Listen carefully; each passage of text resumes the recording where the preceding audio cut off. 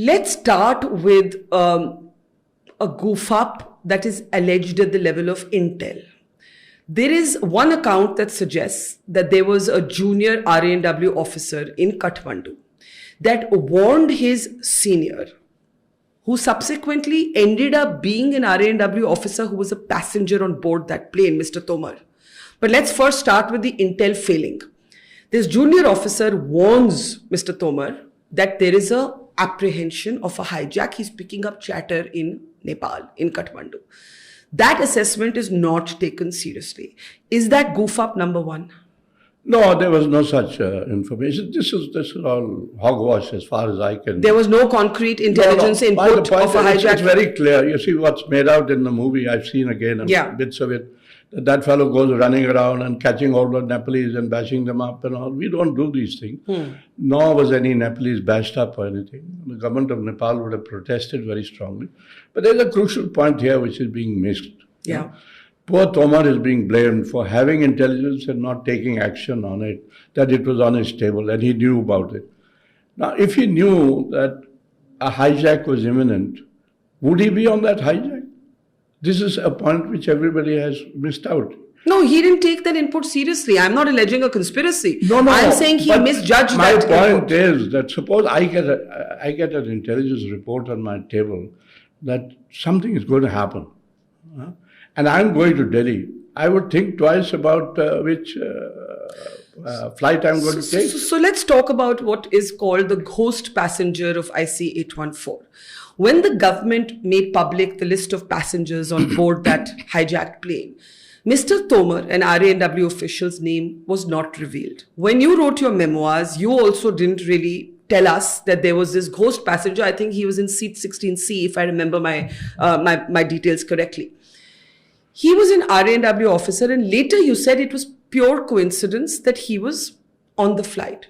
But the Pakistanis and the Taliban seemed to know that there was a sleuth on the plane because they later issued public statements about it.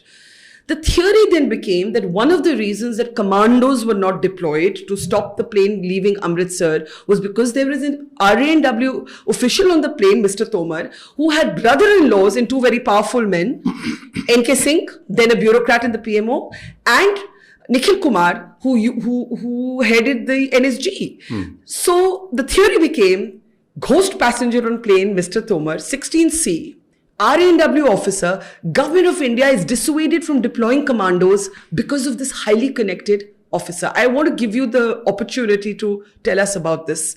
Dissuaded by whom? I don't know. By me? No, Let me tell you. Let me tell you. Poor Nikhil never came into all this. He was not seen anywhere, not heard anywhere, poor fellow. In fact, at one stage, somebody tried to blame him that, he couldn't send his commandos in time and all. I said, that's rubbish.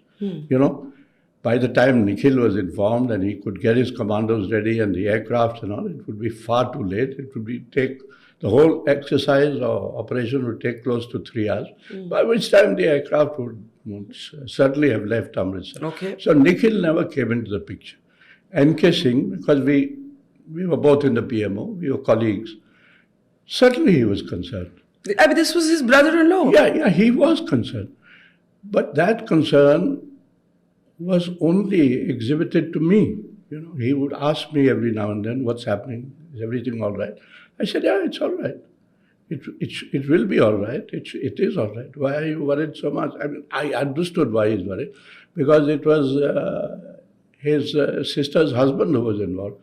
But at that point of time, let me tell you, while the plane was in Amritsar or whatever it was, nobody in government knew that there was an RANW officer on board that flight. You knew? I knew, but nobody else knew. You did not tell the cabinet? No, I didn't tell anybody. Why was that? There was no need to tell anybody, no need to advertise it. Gradually it became known. I mean, once NK's stress and tension and all that it became known. But again, it was known to very few people. Like, for instance, I think Yashwant Sinha knew, because he was finance minister at that time, and NK and Yashwant Sinha were good friends. But just a couple of people knew. And we didn't want to advertise it, because What you are suggesting that the... I'm not suggesting... No, you are saying that the ISI or the Taliban knew. They didn't know. Nobody They didn't know? No. They got to know later? They didn't get to know at all. Otherwise, that poor fellow, he might have been beheaded.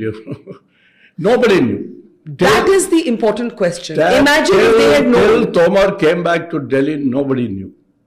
And that is the reason we never spoke about it, we never advertised it. His life would have been in jeopardy. Because that's what I was going to ask next. No. That imagine if the hijackers had known that there was a spook on the plane. Absolutely. He would have been blindfolded, a knife kept over his neck, and they would have said, now talk. No. Nobody knew. Subsequent commentary by the Taliban, by the Pakistanis, try to use this to their own rhetoric. That they can use whatever they like, but the fact but is, nobody knew. At the time, during the negotiations, did it come up? Not at all. Nobody knew till Tomar came back to Delhi on the 31st. You were asked why you didn't reveal this in your memoirs. Were you trying to protect his identity? Of course I was. As NK was concerned, and I was concerned because I was a colleague of his. He was a colleague of ours. So naturally, we didn't want his identity revealed because, as it is, the poor fellow was suffering, and he suffered for 7-8 days. I met him as soon as he came home. I had gone to receive him at the airport, but I was a bit late. Then I went to his house and I said, sorry for whatever has happened, but how are you? And he was fine. And I guess his possibly priority... a bit shaken, but he was okay. And his priority would have been at that time to somehow play down his identity. That's right. So I said, what did you do? He said, I just sat quietly. Yeah. And he said, I didn't look these guys in the eye at all. I avoided eye contact. I just sat quietly. And he said in the last few days he stopped eating also because going to the toilet was a big problem. So he said, I didn't eat. But his identity as an RNW official was never leveraged or sought to be leveraged by the hijackers? Not at all. Not one bit. Now, that would have been a big issue.